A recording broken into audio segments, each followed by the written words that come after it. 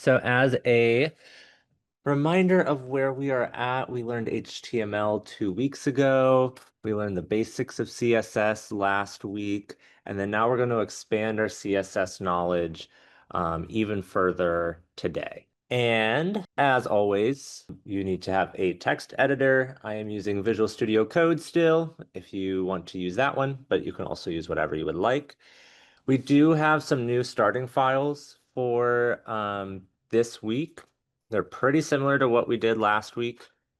You can get there by typing in this URL that's now on the screen. It's also written up on the whiteboard. Same process as the previous weeks. It takes you to a Google Drive folder. Just download that .zip file, expand it, and then we're going to be using that folder. All right. So today, our main focus is going to be on this concept of responsive web design.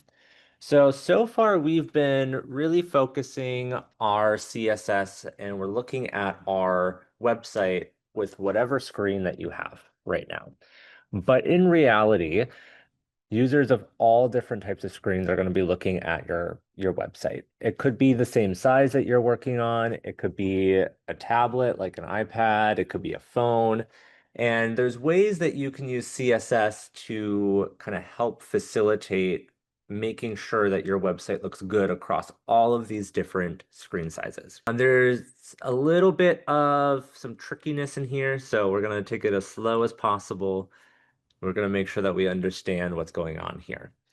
There are three main methods that we employ for this responsive web design kind of feature. The first one is called media queries. These are essentially a little bit of code that you can write that tells the browser, look at this information from the user. So in our case, what we're going to be doing today, we're going to be telling the browser, look at how wide their screen is, and then depending on how wide it is, apply these different CSS rules. The second one is Flexbox. This is a method where you have a container like a div or a section or something with its child elements, and you create it as what's called a Flexbox container, and it will align your items within it. Flexbox is really best, in my opinion, at one-dimensional layouts. So this is left to right or top to bottom. You can use it for two-dimensional ones where you're having stuff that's going left and right and top and bottom, but it gets a little bit more convoluted. I find that it's best to just kind of keep it with the 1D. When I want to go to a more two-dimensional layout, we do grid. And this is a little bit similar to Flexbox, but it allows you to set up these columns and these rows and place your items where you want them to be in the grid itself. And we will practice all three of these. Before we end, just wanted to provide some resources that I recommend you use to further your web coding skills if you would like. I will quickly show you all of these websites as well. And again, feedback greatly appreciated. You know the drill. So that first resource that I had is w3schools.com. This is a pretty user-friendly website in my opinion. They have tutorials which go through a bunch of different coding languages. If we go to the Learn HTML, for example, and I click tutorial, it's like the step-by-step instruction of all of this HTML content. And so if I wanted to learn more about HTML headings, I can go there and it's just this article that I can kind of read through and use these try it yourself to play around with. What I find is super helpful about this is the references. So under references, if I do like CSS, for example, I can see all of these different CSS properties, some of which we're using, some of which not. For example, we did background color last week. So I can click on background color and read as much as I want about this property and get some practice with it. So it's good for a resource as well. The other one is freecodecamp.org. If you want to take more of like a structured course type thing, this is completely free, and which is why I'm recommending it. If you go under menu and then do curriculum, there's this, it's still in beta, but this full stack developer. If you like kind of find these developer roles, you'll see the words front end, back end, and full stack. Front end is the visuals, what you see on the screen.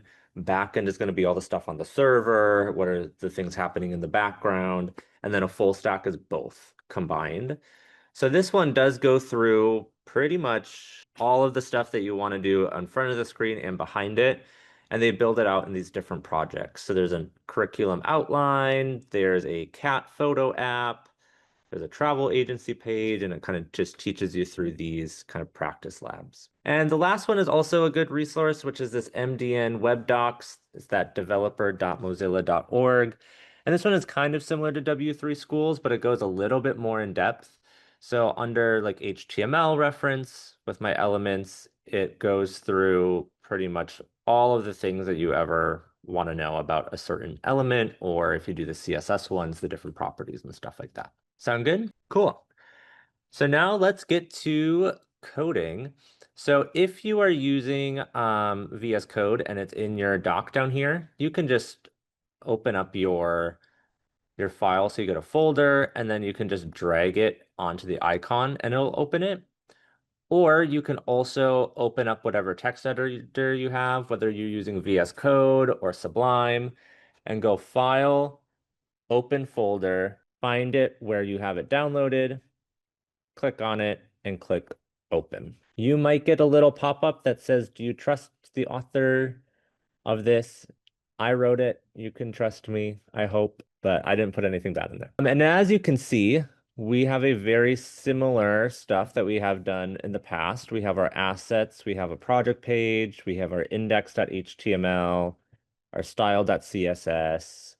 And I did put some CSS already in our starting file. All of this is stuff that we did go through last week, so none of it should seem too shocking. And then we're going to be keeping and adding a bunch to here. So the first few things that I want to go through are actually going to be things that kind of take what we did last week to a bit of a higher level. So if you remember from last week, we did the fonts and we went to cssfontstack.com and we saw those web safe fonts. And there was the sans serif, the serif, these different types. Well, I personally don't want to be limited to only those fonts. I want to be able to use other fonts as well. You can add fonts that you have downloaded and add them to your project and add them that way. It's a little complicated, so I'm going to show you a different way that's easier to get custom fonts. So to do this, you would go to any browser. I'm just going to use Google Chrome, and you go to fonts.google.com, or you can search Google Fonts. And Google Fonts is a online service that has almost 1,900 different font families that you can use and embed in your web projects. So if you want to add something to your project, you just go and find that font that you want. So find this Open Sans one.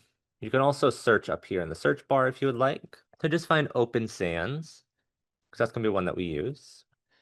And if you click on it, you'll see all these different like styles and how it looks and all this. But just to kind of add it to our cart, click this Get Font button up in the top right. And you'll notice that your little bag should go from a no icon to you should have one up there. I have two because I was doing this before. So on fonts.google.com, search for this Open Sans font, click it, and then click Get Font. The other one that I would like you to find is this Montserrat font, and do the same exact thing. You can search it, click on it in your search. When you get this page, you click Get Font. So now when I click on my cart up here, I will see that I have my two font families selected. I have my Open Sans and I have my Montserrat. And then I want to click this Get Embed Code. Now you'll notice when you click that you'll have all of these different options. We're developing for the web, so we can stay on this tab. And if you'll notice, they have this link option. Remember, we were using that link to like link our CSS together. We were using that to kind of link these different files. That's exactly what this is. We're just linking our web project, our HTML page, to the Google Fonts service. So with this, I can just click this copy code button. And when I go back to my code editor, you just want to paste it somewhere in your head section in your HTML page. I'm just going to paste it right there, and I'm just going to make it all on the same line. And then very important, make sure that you're saving this HTML file. So I'm just hovering over and I'm doing Command S, but you can also go File, Save. So that's the only HTML stuff that we need to do. So if you would like to get rid of your HTML file, you can. What I'm going to do up here, I want to change my font for all of my text to be that Montserrat one that I grabbed from here. So it's super simple because now that I have it linked to my Google Fonts, I can just use that asterisk. I'm under my global styles heading right here. I can do my asterisk space and then do my open and closing caret. And then I'm just going to do font family. And then I can type in the name Montserrat, which is that name of the font. And then remember, it's always good to set a fallback font. So something that in case of, let's say, Google Fonts goes down, we want to have something different. We're just going to use that sans hyphen serif keyword. And then I will save this. So this is going to select everything and change the font to be Montserrat. If not, if for some reason Google Fonts goes down, it'll be sans serif. So now if I go to preview, so I'm going to go open up find where my folder is. It's on my desktop. Open it up and double click on my index.html. Now all of my font is using, or all my text is using that font. Now let's go under our heading styles. Let's say I want my headings to pop a little bit more, because right now everything's the same font. Let's say I want to make these just punch it up a little bit. We're going to use my other font then, that Open Sans one. But as you can imagine, maybe I want to apply it to my heading 1, my heading 2, my 3, 4, 5, 6, all at the same time. Those are different elements. Those are different tags. So you'll notice that I have H1 here and I have H2 here. I could add an H3 and an H4 and keep adding that. But with CSS, you can also use multiple selectors at the same time. So how you do that is you just separate them with a comma. So I'm going to type in under my heading styles, I'm going to do H1, comma, space, H2, comma, space, H3, and just keep going down until I have all of my headings. So what this does is it looks for all of my H1s on my page and all of my H2s and all of my H3s and H4s and H5s. So the comma just is saying an and. You're just adding more selectors. And here, I'm going to put font family, and I'm going to set it to that Open Sans one, that other one that we selected. And as a reminder, how you make sure that those words are put together, you put it within single quotes, and I accidentally hit enter. So Open Sans within single quotes. And then again, I'm going to set my fallback font of sans serif. So this selects all of my different headings and sets it to that Open Sans font from Google Fonts. And then I'm going to save this. And we'll just go back to make sure that that worked. And if I refresh, you'll notice that all of my headings are now a different font, that Open Sans one from Google. Now, one last selector that I want to teach you because it comes in handy a lot of the times. It's called the descendant selector.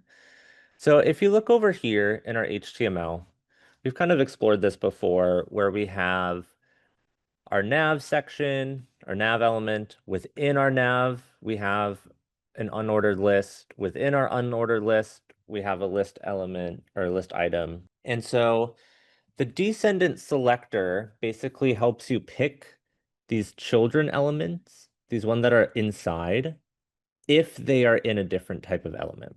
It's a little confusing, right?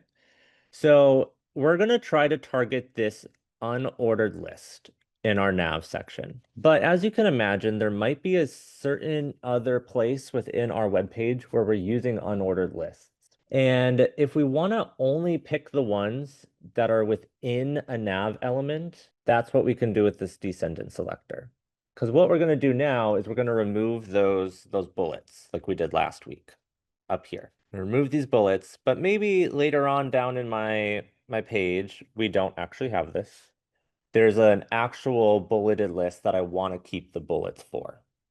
If I want to only pick these unordered lists that are within my nav section, how you do that, I'm just going to go down into my header and footer style section. You can place it wherever. I just separated it out. You put in what the parent selector is going to be. So in this case, I want to look for all of my nav elements. So I'm going to put nav and then a space. And then now to select within my nav element, I do the closing caret, the one that's kind of pointing to the right. And then I put in the selector for the child one. So in this case, it's going to be my UL. So now this says go to every nav element, look inside of it, and look for my unordered list elements. And then now I can do list style type set to none. And remember, this is how we remove those bullets. And I'll save it, and then I'll go back and I can refresh and see that those bullets are gone. Just to illustrate this a little bit further, if I were to go underneath my title, and you don't have to follow along with this, and I do a quick list here, and I'll save that. This list still has my bullets, and that's because it's not contained within a nav element. How I've set this up over here, only select those unordered lists that are within a nav like this. And since this one that I just added is not within a nav, this style is not going to get applied to it. Now, what we're going to do, we haven't specified any colors in our starting CSS. But as you can imagine, there might come a time where you're adding all of these colors in different areas. Like if you go to, like we explored last week, if you go to, real-time colors and you find a color palette that you like, you pick this blue one and you use it all over your web page and all over in your CSS. And then let's say you decide you hate that blue and you're like, I want to change it. I don't like it anymore. You would have to go through and find every instance of that blue that you wrote in your CSS. Now, there's an easier way to manage kind of these shared styles, and that's through this concept called variables. So variables in programming, including CSS, allow us to save a value and use it later. So here, we are going to save a color code and then use that color code via the variable elsewhere. And then anytime we want to change that color, we just change it in one location in that variable value. Okay, so we're going to take it slow. So we declare our variables up at what's called the root. So I'm going to add some space up here in my global styles. And then I'm going to do a colon and then the word root. So every HTML document has this kind of ethereal thing that we don't see, we don't do much with, called the root. And this is just kind of like its home base almost. And then if I do space and then I do my open and closing carets, I can add these variables to save for later. So for example, if I want to add a different text color and I want to name it text as the variable, I would do two hyphens and then what I want to name my variable. So in this case, I want to name it text. And then I'm going to do a colon, space, and then now I'm going to put in what value I want to save to this variable text. So I just picked a different color. So it's that pound symbol 071E1C, and then I'm going to do a semicolon. And so you'll see that the color is like kind of an off black thing.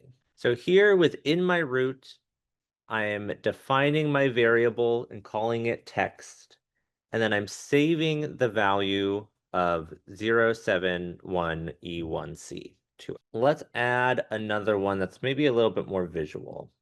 So let's add a hyphen hyphen primary colon, and this one we're going to set it equal to pound 3ED3CD. So now let's actually use it somewhere because this just saves this information and we're not actually using it anywhere yet. So I'm going to go to my H1 down here and I'm going to set its color property. So this is going to be the text color.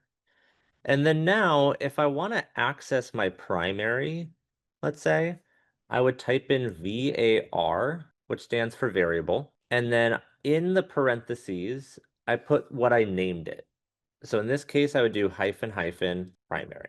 So what that piece of code says is I want to change the text color of my H1 elements to whatever value is saved in the variable primary, which we declared up here with this value. Now I'm going to go down here to my H2, let's say, and I'm going to set its background color, so background hyphen color, to the same thing.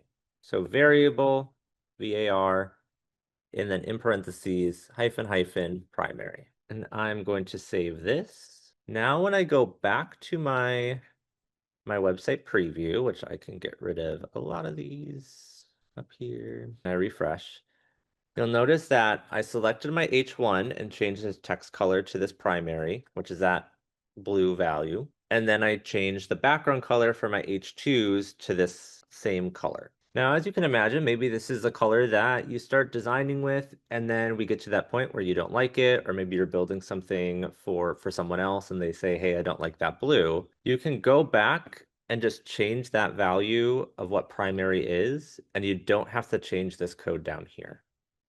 So if I were to change this to this other color, so like DB6B62 is a different color that I found. It's this pinkish color, and I save that. Now everywhere that has the color primary, so in this case, my text color and my background color here, when I refresh, it's updated to that other color that I picked. So I'm gonna write 5 different color variables up here, and I'm gonna get rid of these two. I'm gonna not have those colors be used, and we're gonna go back to this and make sure that we're just all up to speed in case if we use these colors later. So I'm gonna set a background color. I'm switching my primary one back to what it was, setting a secondary color and an accent color. So I'll pause for a minute or two, just copy all of these color codes, saving them to those variables. We'll start adding these colors throughout our code later on. There's going to be a couple different places I want to add these colors just so we can kind of start punching up this website, making it look a little bit better. So the first one is going to be underneath that asterisk declaration block under our global styles. I'm just going to add a new line and change the color to be what's saved in my variable text here. So that's what that looks like. I'm going to go down to my page style section, and I'm going to do body with a background color of what I've saved in my variable background. And the last area that I want to do is down here under button styles. I want to target all of my buttons and apply a background color of what's saved in my secondary variable, and my foreground color or my text color to what's saved in my background. And I'm going to save that. And then now when I go and view, you'll notice that I have these different colors and the backgrounds and the buttons look a little bit better than that default HTML. And we'll continue to kind of punch up everything in this design. So if you remember from last week, we noticed that there was this like 8-pixel margin that Google Chrome puts in by default. And maybe I want to change that so that it doesn't have that anymore. But maybe I want to make this one bigger, and I want to keep the top and the bottom the same. So if I go down to where I added my body in my page styles, remember with the margin, you can do margin hyphen top, and then you could do margin hyphen bottom to specify all those different sides individually. Or you can use that property of margin to set them all at once. We just did it where it was like one value, and this will set, like for this, we'll put 10 pixels on the top, the left, the right, and the bottom. But if you want to differentiate between the top and the bottom with the left and the right, you can provide 2 different numbers here. So I'm going to provide 0 pixels first. This is going to be for my top and my bottom. I don't want any margins. But then I'm going to put 50 pixels as my second value. And that's going to be the value for my left and my right. So this is just a shorter way of saying margin top 0, margin bottom 0, margin left 50, margin right 50. And then let's finish off our button styles to make them a little bit better. These are mostly things that we did last week. So just like we can do our top and our bottom margin and our left and our right margin with 2, you can do the same with that padding, that white space between your content and the border. So in this case, I'm going to do 10 pixels by 15 pixels. So this will put 10 pixels on the top and the bottom and 15 pixels on the left and the right. I'm going to set my border hyphen radius to 20 pixels, which is going to be how curved those border edges are. I'm also going to put border none. So this is when we used this before, we would say how thick we wanted it, whether we wanted it solid, what color we wanted this border, but you can also remove it by doing border none, because right now all of our buttons have this black border that I want to get rid of. I'm going to put font weight to 500.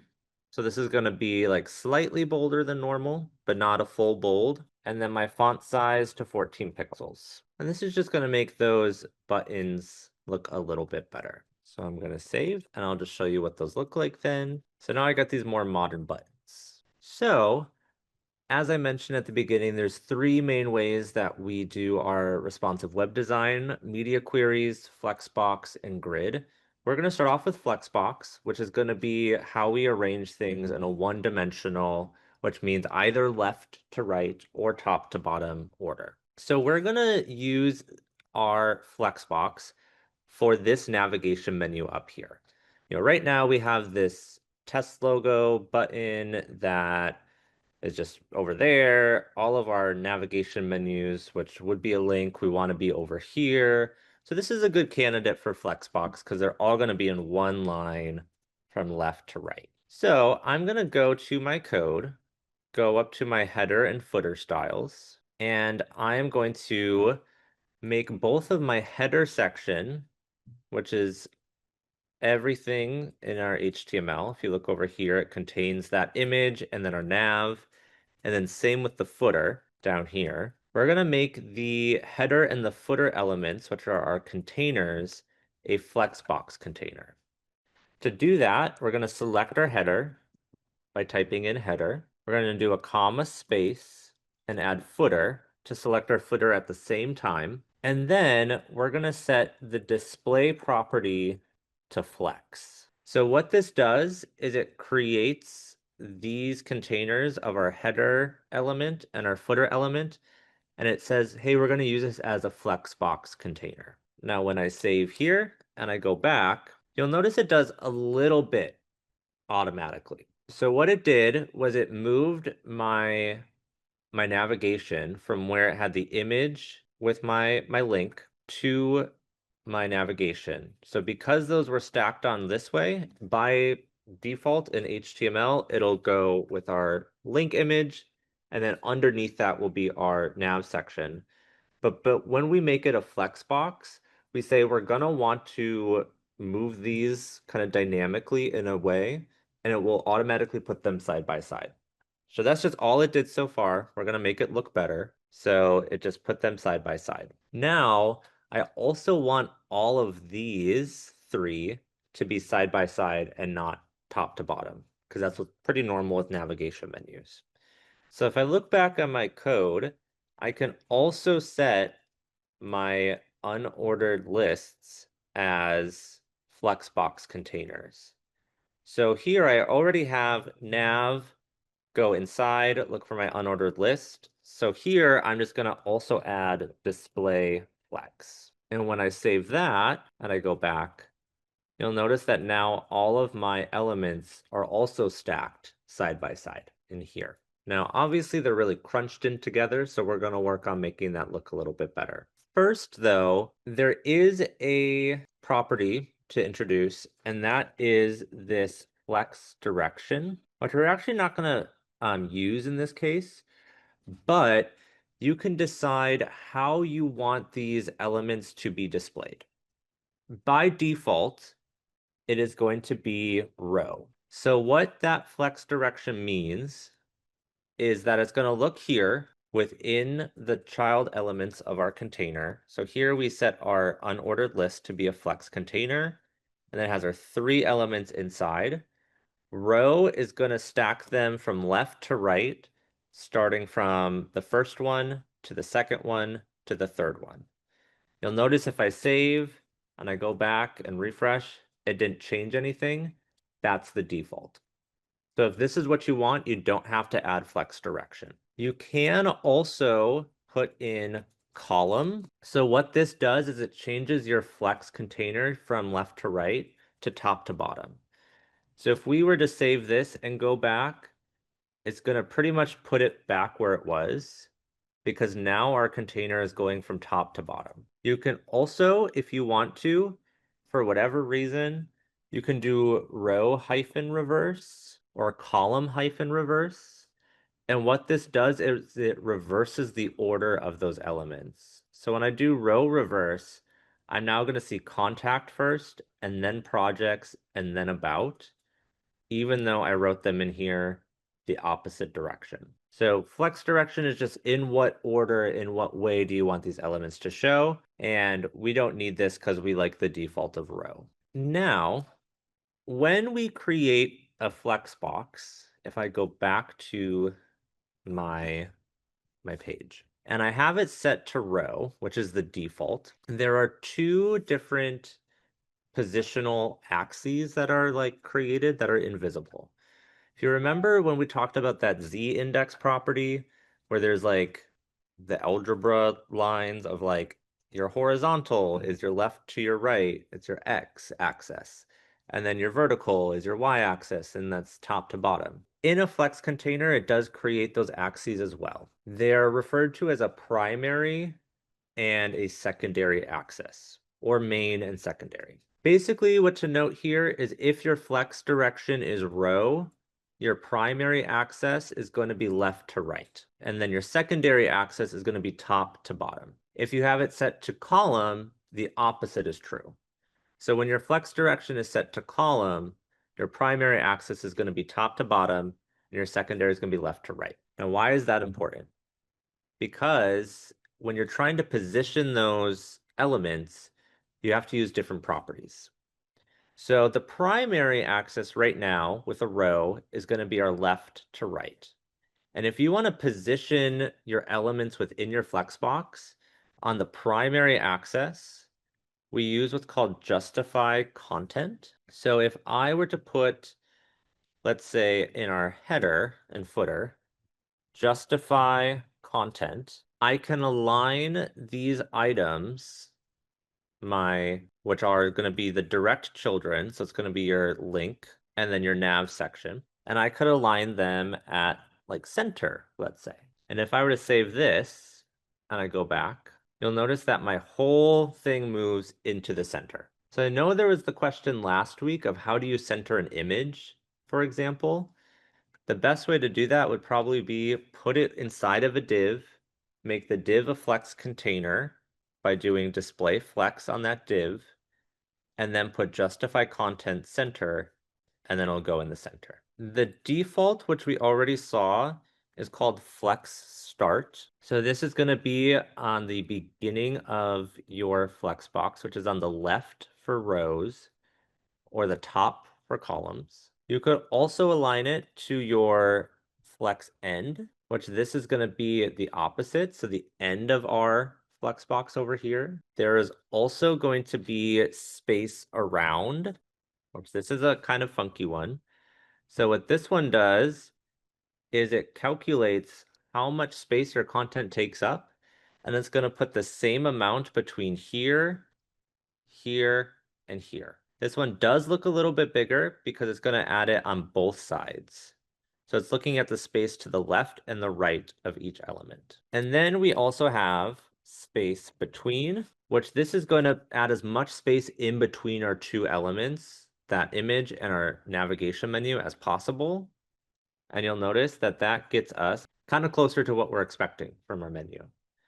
It's going to make the first element as far left as possible and the second element as far right as possible. And so that's how we get this one over here and this one over here. You may notice, if you really look close, that these aren't aligned vertically, that there's a little bit more space on the bottom here compared to the top when you compare it with this image. It's a little hard when they're kind of far apart. But if you want to align things on what's called the secondary axis, which when we have a row is going to be top to bottom, or when we have a column is going to be left to right, the other property that we use is align items. And here it's a bunch of things as well. We're just going to keep it simple and do center, and I'm going to hit save. And then now when I refresh, these will be perfectly centered from top to bottom with each other. Just to make sure that my elements in my list are also perfectly centered horizontally, I'm going to add a line item center here as well. Now, if I go back here, these are all perfectly centered top to bottom. But if we want to add some space in between these elements, we can do that with the gap property. So we have gap, and then we're going to put it to 20 pixels. So that's going to add just 20 pixels of space in between all of the elements in our unordered list. So when I save that and I go back, you'll notice I get a little bit more space in between all of them. So it's looking a little bit better. And just to finalize our headers and our footers, this is something that we discovered last week. If we have our width for an image and it gets kind of distorted and pulled around, you can do height set to fit content with a width set, and this will just make sure that the aspect ratio remains the same so that that image will still look good. So we'll move on to the next kind of responsive web design technique, and that's grid. That's going to be that one where we can set our rows and our columns.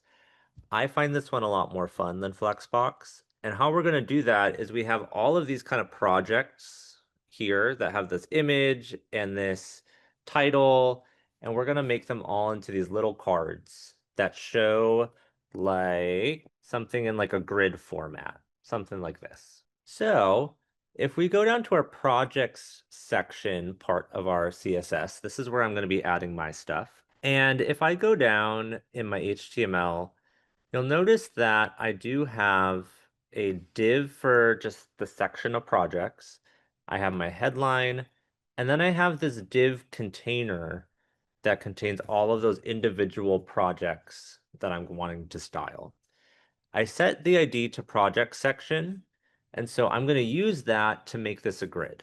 So I'm going to do projects section, and that's going to target my div element that holds all of those images and titles and buttons and all of that. And then here, I use that same property that we did to make it a Flexbox container, but this time instead of the property value of flex, we do it to grid. So when we say display grid, we are going to make this invisible grid that is on our web page. Now, when I go to my site, nothing happens. So we've made a grid, but we haven't said how many columns we want, how many rows we want in our grid. So how we can customize how many columns we have is within that same container, we're going to do our grid hyphen template hyphen columns property. Now you can provide as many values as you want in here to determine the size of each column.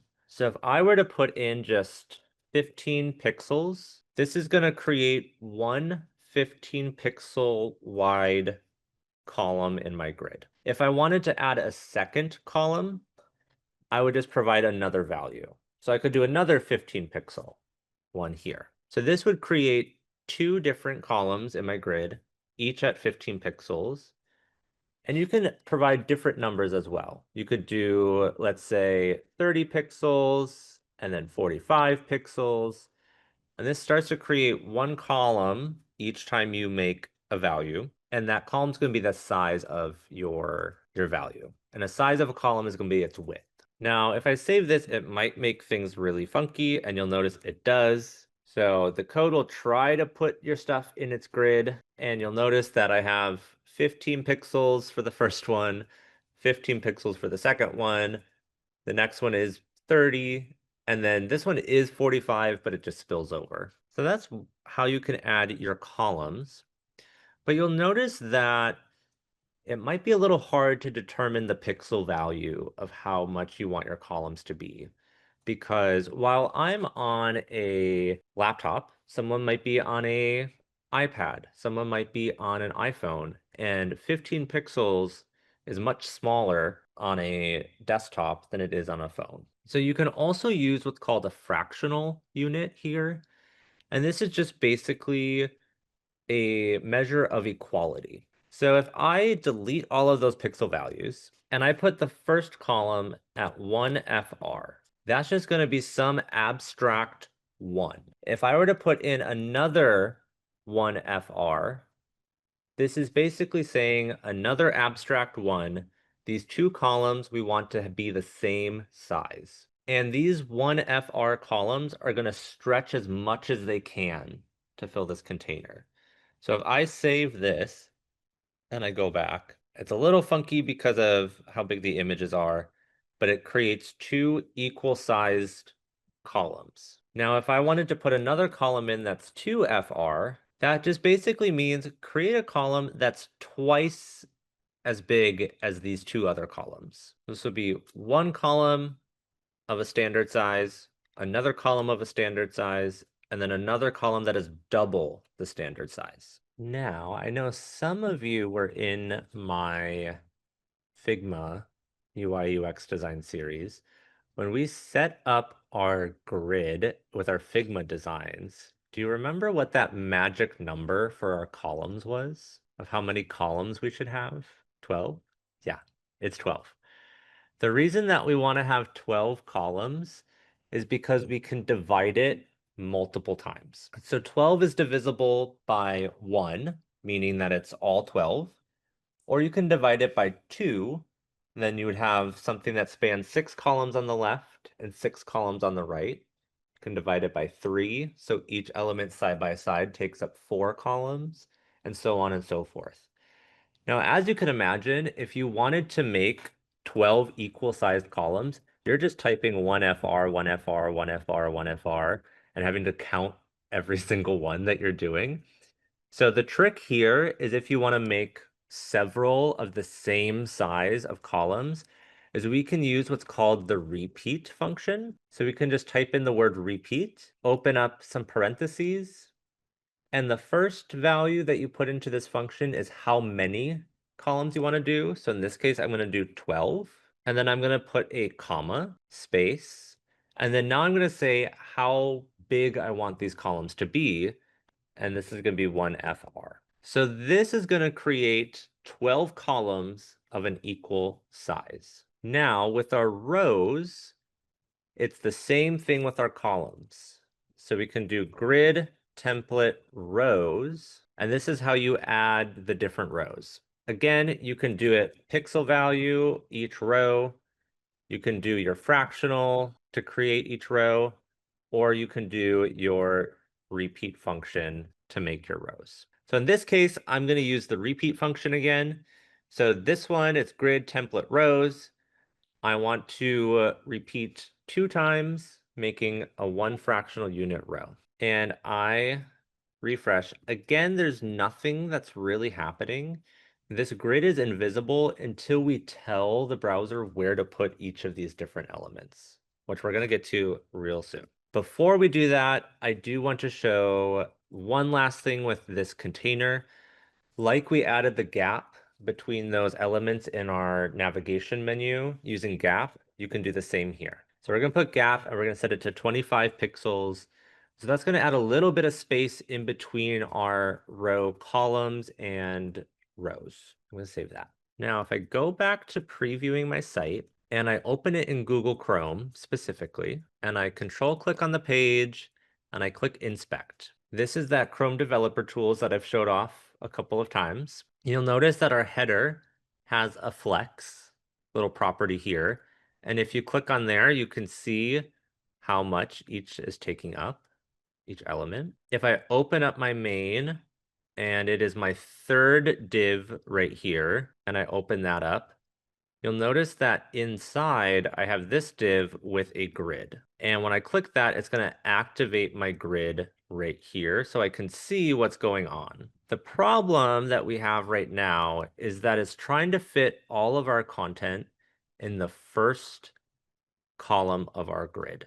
So all of the stuff that we're adding is just blowing up how our size is, and we can't fully see all these different things. But we'll see as we start positioning these different sections that it's going to be really helpful to look here and see where all of those start. We are going to go down in our HTML, and we're going to see within our project section, we have a bunch of different divs for each of these different projects. So we have one that's project 1 card, one that's project 2 card, one that's project 3, so on and so forth. So I want to place our project 1 card here. So I'm going to go down here in my project section of my CSS, and I'm going to target my project 1 card by using this ID equals project 1 card. So remember, when you're targeting an ID, it's a pound symbol and then the name of that ID. So there are 4 properties that we can set here to tell the browser, tell the code where we want to position this whole grouping, this whole card. So the first one is going to be grid column start. So this is going to be which column do you want to start your element at? So when I go back to Chrome DevTools, it starts off with column 1. And remember, we've created 12 columns here. So I'm going to start it at column 1. So grid column start colon set to 1. I'm going to put grid column end, and then you provide the column where you want it to stop. The tricky part here is that you'll notice that 1 is at the very left side of our column. So if I were to say, well, I want these to be, let's say, 3 of these cards left to right. So it'd be something like this, but there's 3 of them. I can't do 1 as the start and 4 as the end, because 4 is a third of the way through. You need to go 1 beyond that column. It's a little confusing right now, but trust me, it'll work out, and I'll show you why it all works out in a second. So we're going to put grid column end at 5. So this is telling the browser we want to start this at column 1, and we want to go through column 4 and stop right before column 5. And we can do the same with our rows. So grid row start is going to be set to 1, and grid row end is going to be set to 2. So this is going to say start at row 1, go all the way through until you get to row 2 and stop. I'm going to save, and I'll go back and we'll see if this changes it a little bit. So now we can kind of see some stuff are starting to happen with our positioning. It's a little funky with some stuff. But you'll notice that I have column 1, 3, 4, and there's 5. It does end with 5. It's all going here. It's trying to put the rest of my content to the side. So as we start to position that content and the one after that and the one after that, this is going to start to look a lot better. There is, as always, a bit of a shorthand that you can do here. So if you don't want to type out grid column start 1, grid column end 5, you can just replace that with grid column, provide where you want it to start. So it's going to be 1, do a /, and then provide where you want it to end. So 5. So this of our grid column 1 / 5 is the same as setting grid column start 1 and grid column end 5. And as you can imagine, you can do the same with our grid row. So grid row 1 / 2 is the same as saying grid row start at 1 and grid row end at 2. Now when I save that and I go back and I refresh, you'll notice nothing's changed. That's because it means the same exact thing as all of those 4, but now we just only had to do it in 2. Would you believe me if I told you there's even a shorter way to write all these together? Because there is. So if you want to do your columns and your rows at the same time, replace all of this with the property grid-area. And this is how we're going to start putting in both our rows and our columns. But it's a little bit tricky and takes a little bit of practice. So we're going to do the same thing that we did with our other shorthand, but we have to kind of mix them together. So the first value that you provide is going to be your row start. So in this case, it's going to be 1. The second value that you provide after your forward slash is going to be your column start. So this is also going to be 1. Then you do another forward slash, and then we're going to do our row end. So in this case, it's 2. And then we do our column end at 5. So this one line of code is the same as saying grid, column, start 1, grid, row, start 1, grid, column, end 5, grid, row, end 2. And now if I go back and I refresh, still nothing has changed, except it's starting to show a little bit more of that margin of 50 that we put before. So remember with grid area, it is your row start, and then your column start, and then your row end, and then your column end. So now let's start placing these other projects so that we can kind of start to see our grid a bit better. So now I'm going to go to my project 2 card and start placing that. So I'm doing the same thing that I did when I placed project 1 card, but now I'm going to provide some different values. So here I want my row to stay the same because we're going to do 3 in the top row and 3 in the bottom row. But the columns are going to be different because now it's going to be in the middle instead of on the left. So for row start, we can do 1. For column start, we're going to start off where the last one ended. So the last one ended at 5. So we're going to start this one at 5.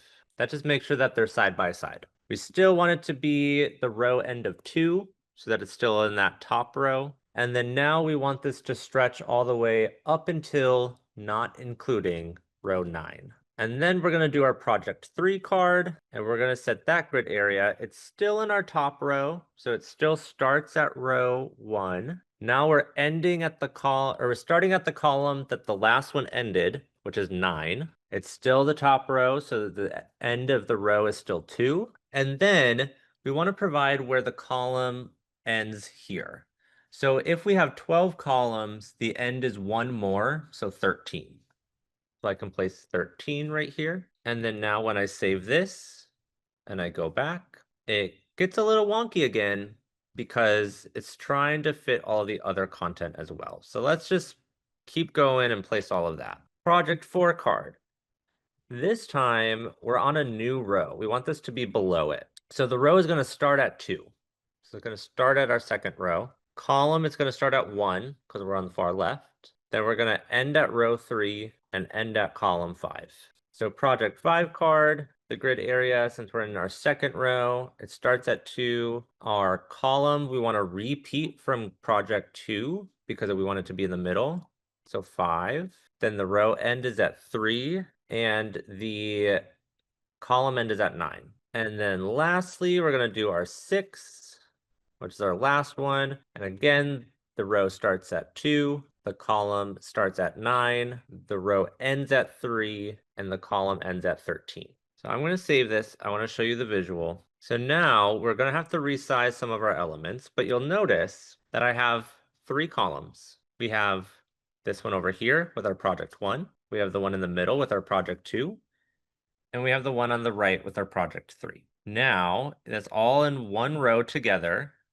Once that row's done, it starts a new row with our projects 4 in that first 4 columns, 5 in our next 4 columns, and 6 in our last. If I go back to Chrome DevTools, you'll notice with my grid enabled, and that's where you click on that grid thing up here, you'll see that these numbers start to pop up. So I can see that I started at 1 and I wanted to span until 5. It's a little funky because we still haven't sized some things that we need to. Then with this next one, we're starting at 5 and we're ending at 9. And then here we're starting at 9 and ending at 3. Now, before we get too far and I show you the next thing, I want us to have these cards just look better and then be perfectly sized.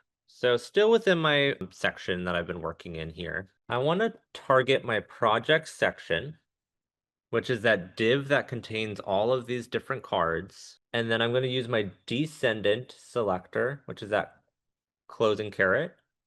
And then I'm going to type in the word div. So this is going to look for every single div element within my ID of project section. So that's going to be my project 1 card, my project 2 card, my project 3 card. I'm just doing all of those at the same time. Here, set the background color to our variable of primary. That's going to give those cards that background. We're going to set the border radius to 20 pixels. So that's going to kind of curve the edges, make it kind of look more like an actual card. And then we're going to set their height. We're going to constrain our content because right now it's just running wild, right? It's like really tall. So what I'm going to use is a new unit. I alluded to it last week, but we haven't put it into practice, I don't believe. And that's that VH, which stands for the viewport height. So basically, how tall is our screen? And I want it to be around, let's say at max, 70% of our screen height. So I'm going to do 70 VH. So let's see where that got us. So if I save this and I go back here and I refresh, it got us a little funky. So we still want to resize our images so they're not going across. And we want to change some stuff about our text and that button. So let's just start doing that. So we're going to start with our images because that's probably what's causing this issue. So we're going to look at our project card image. So this is going to look at all of our divs with our project card, and we're going to target the image within them. Then we are going to set its width to 100%. Now remember when we did this last time that with our images it spread across the entire screen? That's because their parent container was the size of the entire screen. It was those divs. Now that we've constrained all of these div cards to 4 columns in our grid, 100% width is 4 columns. For the height, I only want it to be 65% of my card height. So it's basically, oh, I forgot the percent sign. So it's 65% of 70% of the viewport height, basically. And then I'm going to set border top left radius. So this is going to be that for the image on the top left border, how curved we want it to be. And I'm going to put 20 pixels here. And then I'm going to do the same for border top right radius. So this is just curving off those edges of our images on the top left and right so that it matches our div. So if I save that and I go back, now we're getting somewhere a lot better. So I've constrained my image sizes. I curved them over here. I can see this beautiful representation of my grid now through Chrome DevTools where we have column 1 over here. We have 12 columns all the way through here till the end at column 13, which isn't there. And we have them across our 2 rows. Last things that I'm going to show you with this is just how do we move the text a little bit from the left and from the right so that there's a little bit of background. And then we're going to put those buttons in the center of their cards. So for the text, we're going to target our project card class again, and we're going to look inside with our descendant selector and pick our H3, which is those titles. We're also going to do the same. So we're going to do our comma to add with our project card class, looking inside and finding that body text, these descriptions. And then over here, I am going to add a margin left of 10% and a margin right of 10%. And lastly, here, I have all of my project buttons that view project. They're within their own divs that are within a div, within a div. And so I am going to do the class of project button section, which is all of those divs that contain our buttons for our projects. There's one of those in each of our project cards. And I'm going to just do display flex and then justify content center. So again, this creates that Flexbox container within our cards just for our buttons, and justify content is going to center it on the primary axis, which since this is a row, it's going to be from the left to the right.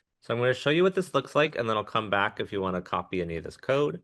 So now my text is kind of crunched in a little bit more, so it looks a little bit better, and then my buttons are centered. So there's one last thing that we wanted to get to today, and that is those media queries. So this is the bit of code that we're telling the browser, look at this user's device, and we're going to change our code, our layout, based on what the user is using. And the reason that I want to do this is because you'll notice here that my cards look really good on desktop. But as I resize my browser screen, so I'm just clicking this and moving it like this, there gets to be a certain point where it's like, oh, these don't look good anymore. So if this was deployed just right now as is, and someone was like on their phone, if their phone was like around this width, and they went to our website, this is what they would see. It was obviously not great. So what we're gonna do is we're gonna dynamically change our grid layout that we made based on how wide a user's screen is. Because height doesn't fully matter too much, right? If we change this, it is doing it right now because we've used some of the viewport stuff, but typically it just scrolls. We care more about the width. Now in Chrome DevTools, if you open it up again and you click this button instead, you get this dimension responsive. You can also change it to a specific device if you wanted to check out what it looks like on an XR. I don't know why it's not super updated, but this is what it would look like on an iPhone 10 right now. Or you can leave it responsive and then just change your size so that you can see, and you'll see the width up here, right? So our width is right now 1331, but maybe down around here, this like 1050-ish is where we're like, hey, this still looks pretty decent, but anything smaller would look a little bit weird. So we're going to use this as what's called our breakpoint. And this is going to be where the width is changing to a point where we need to change our layout. So what we're going to do is we're going to use a media query. So go all the way to the top of our project section, and to check to see this grid size or this device size, you do the @ symbol, and then we do the keyword media, which is already showing up, and then a space. And then within parentheses, we're going to provide what we want for our browser to check for. So in this case, we want to check for width. Now we could do width colon 1050 pixels, let's say. What this is saying is check if the user screen is exactly 1050 pixels wide. So any sort of code that we would write using this selector would only apply if the user screen was exactly 1050 pixels. Obviously, we don't want to write code for every pixel size screen. So that's where we're going to use this min-width property. Min-width stands for minimum width. And so basically that is, it's this number or greater. At minimum, it's 1050, but 1070 counts, 1080 counts because it's greater than this number. Anything below it does not. So 1040, the code that we're about to do, would not apply. Now to actually add that code, we just do the same exact thing that we have been doing. We do our open bracket, and then we get our closing bracket. And then any code we write in between here is only going to apply if the user screen is 1050 pixels wide or larger. What I want us to do here, I want us to put all of this grid stuff that we've been doing in there. So this is going to be from this pound projects hyphen section through pound project 6 card. You can, if you want to, highlight everything, copy, paste, and put it in between here. What I'm going to do might be slightly easier, and that's just, I'm going to cut out this ending bracket, and I'm just going to paste it down here after everything. So now we have our media query looking for our minimum width of 1050 pixels, so 1050 pixels or greater. And if that is true, we are going to apply our grid right here. So I'm going to highlight all of this, and I'm just going to tab just so it looks a little bit more readable. We know that this is within our media query. You don't need to tab though. Now, if I save this and I go back to testing with my Chrome DevTools, you'll notice that right now the screen size is 1331 and my grid is applied. All of that good grid work that we did is showing up here. However, if I move this so that it's less than 1050, you'll notice that my grid goes away, right? And that's because now my width is smaller than my min width. Now we can find where we want this next one to be. So after all of this media query stuff, I'm going to add another media query. So this time, instead of looking for 1050 pixels or more, I'm going to do @media space. For minimum width, I'm going to set it to 750 pixels. This takes just some playing around in that Chrome DevTools, sliding it around, seeing where your content looks good, where it might need some adjustments and stuff like that. But I don't want this code to apply if it is 1050 pixels or more. So after this, I can use the keyword and, because that's going to check for a second condition here. Just like we have minimum width and we have minimum height, we do have a max width as well. And I'm going to set this one to one lower than the one that we did previously.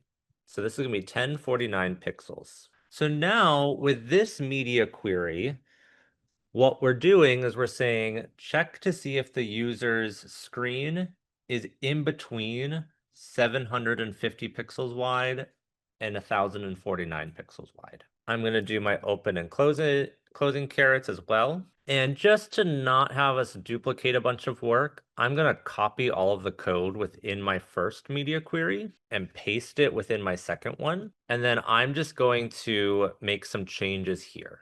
Now here, let's say when they get to a certain small thing, I don't want to have 12 columns anymore. It just doesn't make sense for me to do that. I can just switch it to 2. So now I'm going to have 2 columns of equal width, but I have 6 elements. So 2 columns and 2 rows, that's enough for 4.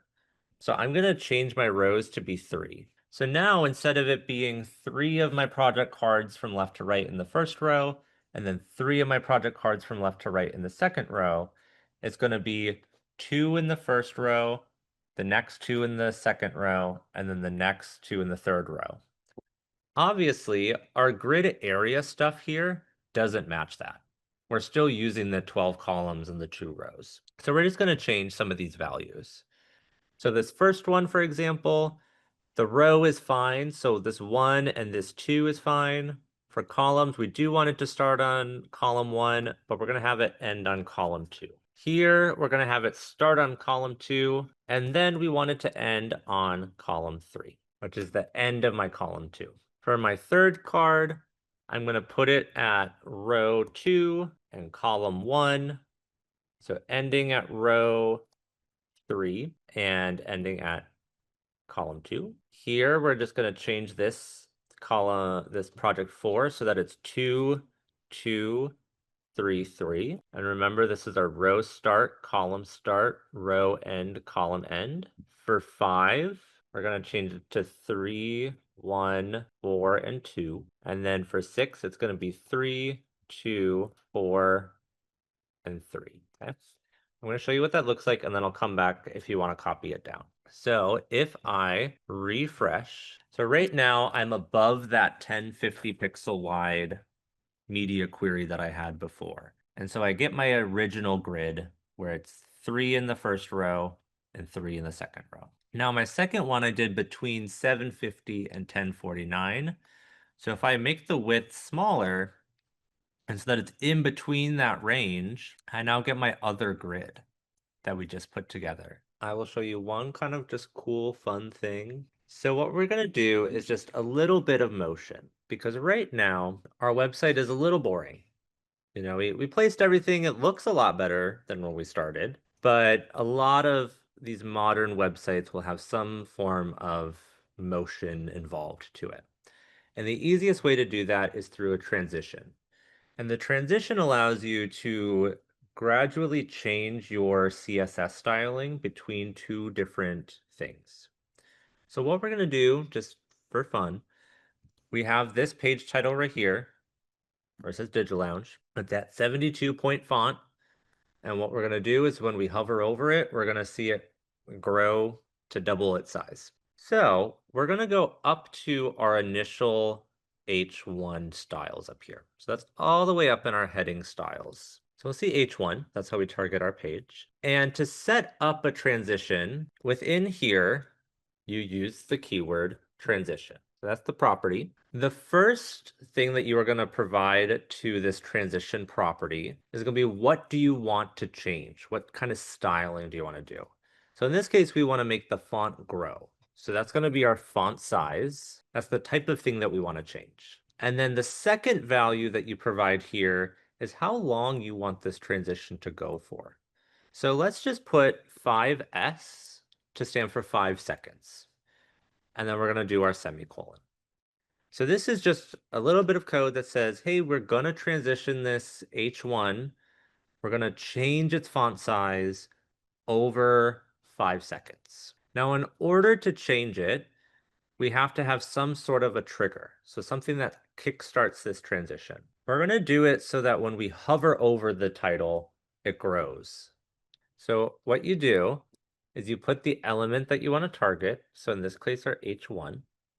And then you use what's called a pseudo class, which is that colon. And then you can type in the action. So in this case, it's going to be hover. So this is going to be any sort of styling that we want to do only when you're hovering over the H1 element. And in this case, we want the font size to grow to 144 points. This is just double what it normally is. So normally with our H1, it's at 72 points font.